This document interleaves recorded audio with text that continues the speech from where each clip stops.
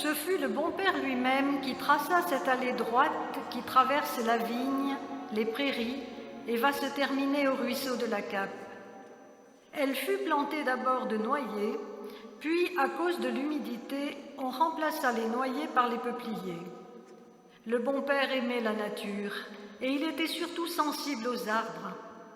Plusieurs arbres étaient tombés avec la tempête et le bon père avait constaté plusieurs fois des vides auxquels on ne croyait pas utile de remédier. Mais écoutons-le parler avec Mère Saint-Bernard qui partageait avec lui la direction de la propriété. Ma fille, si vous ne remplacez pas ces arbres, il y aura bientôt plus de traces d'allées et nos enfants devront fouler l'herbe de la prairie pour se promener. Et puis, il faudrait aussi faire tracer un sentier le long du vivier et du fossé pour aboutir plus commodément à l'embarcadère de l'île. Si vous le permettez, nous allons retarder ces travaux, mon bon père. Ne trouvez-vous pas que c'est parfait maintenant, ces enfants qui peuvent se promener et profiter des espaces qu'ils ont? Ce n'est pas pour nous que nous devons planter des arbres et tracer des sentiers, mais pour celles qui viendront après nous, pour mes filles à venir. Vous les aimez vraiment, vos filles à venir? Si je les aime, mais je les aime autant que je vous aime, ma chère enfant, ce qui n'est pas peu dire.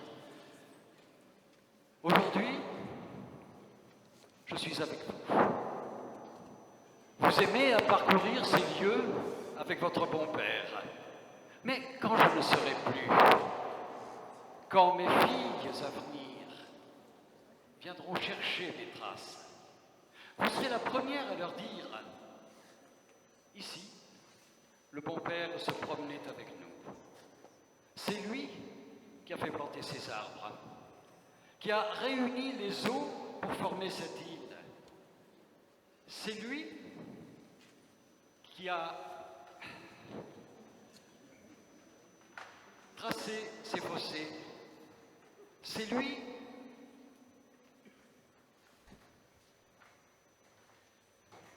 Courage, enfant.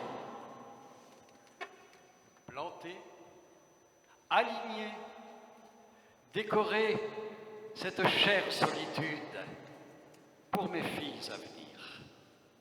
Vous ferez plaisir à votre bon père.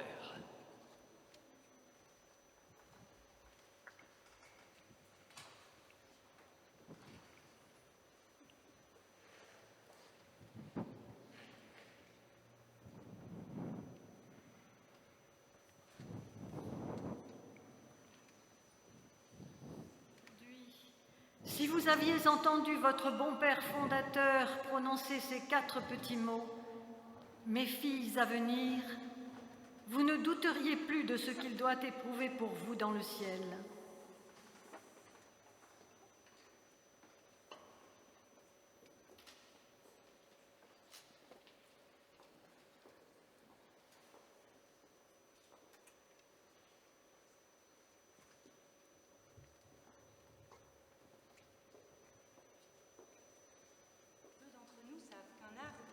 Peut-être mieux qu'un chien ou un chat. Apprivoisé, je veux dire, non pas seulement présent dans sa nature et ne sachant sottement que verdir, mais aussi tenant conversation et confident.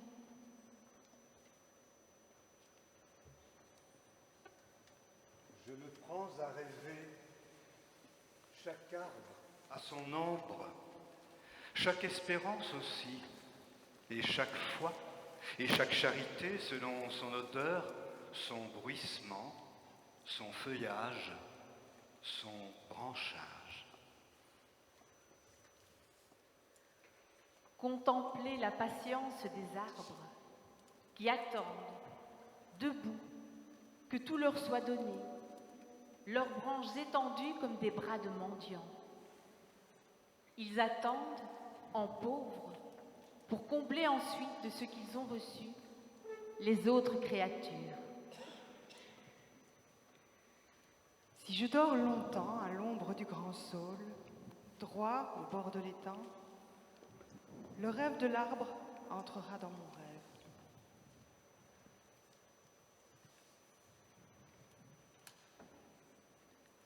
Une si grande paix d'innocence nous vient des arbres qu'on ne peut douter que ceux-ci ne fassent partie des vérités éternelles. Mes amis ressemblent à la forêt que j'aime, pleine d'essences différentes. Les arbres tordus laissent mieux passer la lumière que les troncs impeccablement alignés. Vous êtes porté par l'arbre. C'est le plus singulier des voyages. Il soutient le ciel à bout de branches.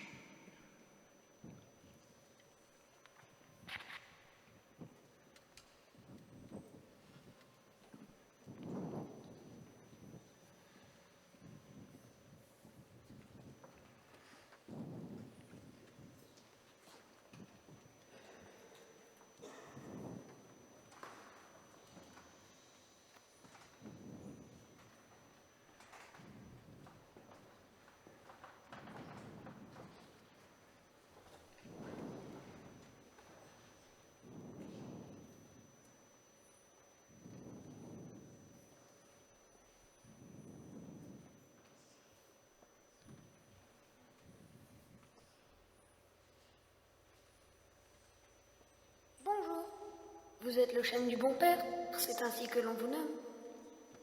Moi, je suis tout jeune. Mais j'aime déjà cet endroit, même si la solitude me fait un peu peur en ce moment. On ne voit pas grand monde depuis le 17 mars. Nous, les arbres, communiquons par nos racines, et dès le départ, j'ai senti une chaleur m'entourer. Je me suis senti relié à vous d'une manière spéciale. Une même sève coule dans nos veines. J'avais vraiment envie de vous rencontrer et de dialoguer avec vous. Et que vous m'expliquiez le mystère de ma naissance. Tu es né le 27 octobre 2017. Une délicatesse de ceux et celles qui t'ont planté envers mon grand ami le bon père, dont on célèbre le bicentenaire. Je me fais vieux, très vieux, et ils ont pensé me donner un héritier. Beaucoup de tendresse, de joie ont entouré ta naissance. Chaque pelletée de terre contenait de l'amour, une vraie fête. J'y ai assisté et mon cœur de père s'est réjoui. J'avais quelqu'un à qui transmettre tout ce que j'ai vu et entendu. Tu m'as quand même fait peur un jour d'été, où tu t'es réveillé tout jauni par la sécheresse. Mais des mains secourables ont étanché ta soif et tu es revenu à la vie plus fort qu'auparavant. Cela m'a rappelé toutes les luttes dont j'ai été témoin pour que gagne la vie. Et j'ai compris que tu saurais traverser les épreuves. Cela me rassure. Car le monde, aujourd'hui, traverse une crise sans précédent. Un élément microscopique qui dérange tout l'univers et qu'on appelle le coronavirus, le roi des virus, semble-t-il. Mais j'ai confiance. Notre-Dame de toute grâce continue de protéger ses enfants. Vous avez dû en voir des choses depuis presque 200 ans. Mais parlez-moi de votre ami le bon père. Ce sont les enfants qui l'appelaient ainsi. Bon père. Cela résume l'essentiel de sa personnalité. Il aimait chercher refuge auprès des arbres et il avait une prédilection pour moi. Pas parce que j'étais le plus beau, mais parce qu'il y avait une connivence entre nous. Il s'appuyait sur mon tronc rugueux et j'essayais de lui transmettre douceur, paix et sérénité. Il était un peu romantique et on pourrait lui attribuer ces vers de Victor Hugo. Quand je suis parmi vous, arbres de ces grands bois, dans tout ce qui m'entoure et me cache à la fois.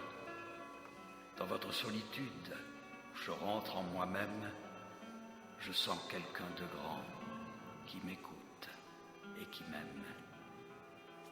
Alors oui, je me taisais pour le laisser à sa prière, à sa méditation, à son rêve. Mais ce rêve, vous avez dû en voir la réalisation?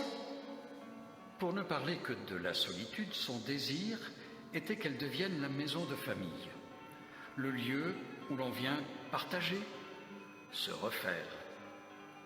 Que de transformations, d'aménagements qui ont continué au cours des ans. C'est lui qui a donné une âme à ce lieu. Il a imprimé ses pas sur toutes les allées pour que tous ceux qui marchent à sa suite n'aient qu'un seul cœur, un seul esprit. Mais tout ce qu'il entreprenait n'avait qu'un seul but, la gloire de Dieu. Répondre aux besoins de ses contemporains dont il se sentait solidaire. Aucun désir de puissance, mais un don total pour que la communion soit possible. Ce qui m'a le plus surpris, c'est de recevoir au long des années et jusqu'à aujourd'hui la visite de sœurs, de séculières, de prêtres, de laïcs de tout pays. Ces personnes si différentes venaient entourer de leurs bras mon tronc, comme pour y puiser l'énergie de leur bon père.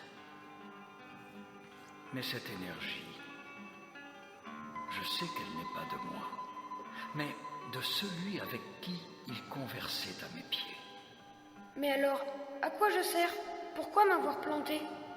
Tu es appelé à continuer, à demeurer aussi longtemps que tu le pourras pour témoigner qu'en ce lieu, Dieu habite. À ton ombre viendront se reposer bien des personnes qui sont en recherche, doutent, font des projets. Insuffle-leur paix et sérénité pour qu'elles puissent entendre la voix qui murmure entre tes branches. C'est une mission discrète, mais ô combien essentielle, qui t'est confiée.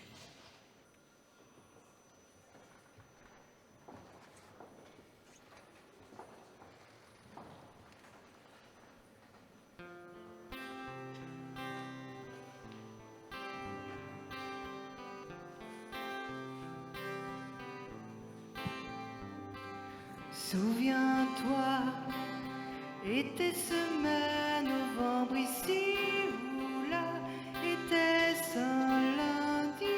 Je ne me souviens que d'un mur immense, mais nous étions ensemble, nous l'avons franchi. Reviens-moi de tes voyages si loin, reviens-moi, tout s'ajoute à ma vie. J'ai besoin de nos chemins qui se croisent. Quand le temps nous rassemble ensemble, tout est si joli. Reviens-moi de tes voyages si loin, reviens-moi, tout ça. De tes voyages si loin, besoin de nos chemins qui s'ajoutent à ma vie. Quand le temps nous rassemble ensemble, c'est plus joli. Ensemble, de tes voyages plus jolis, reviens-moi, tout s'ajoute à ma vie jolie. Reviens-moi, reviens-moi, reviens-moi, reviens-moi, reviens-moi, reviens-moi, ensemble,